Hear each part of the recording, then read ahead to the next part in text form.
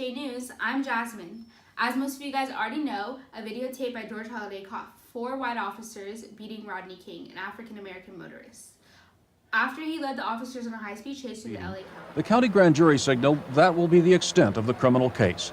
17 other so-called police bystanders at the beating scene will not be indicted, a development noted with frustration. Inaction of the 17 officers may now be investigated by the U.S. Attorney's Office for possible civil rights violations.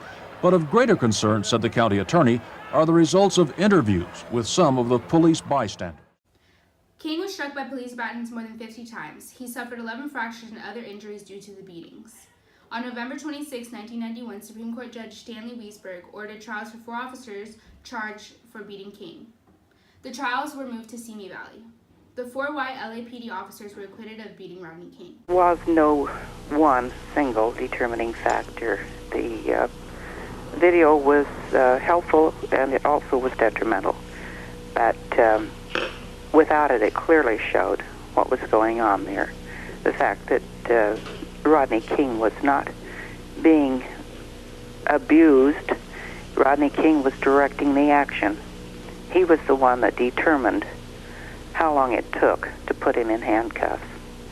Because as long as he fought, the policeman had to continue to try to maintain him to keep from having more erratic, felonious actions.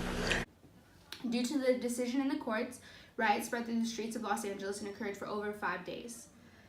There's been looting, buildings have been set ablaze, and some motorists have been dragged from their cars and beaten. So far, 9 people are reported dead. Scores of others have been injured. Firemen reported people were shooting at them, and at least 2 firefighters were wounded.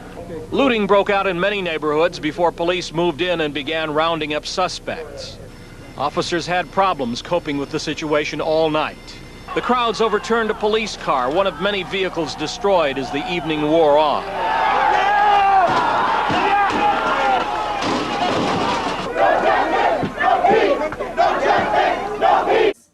Mayor Tom Bradley called for a state of emergency and Governor Pete Wilson calls in National Guard troops. Dusk to dawn curfews were enforced in the city of Los Angeles. The riots left more than 50 people killed and 2,000 injured. The rioting destroyed over 1,000 buildings in the Los Angeles area, and the estimated total in damages was $1 billion.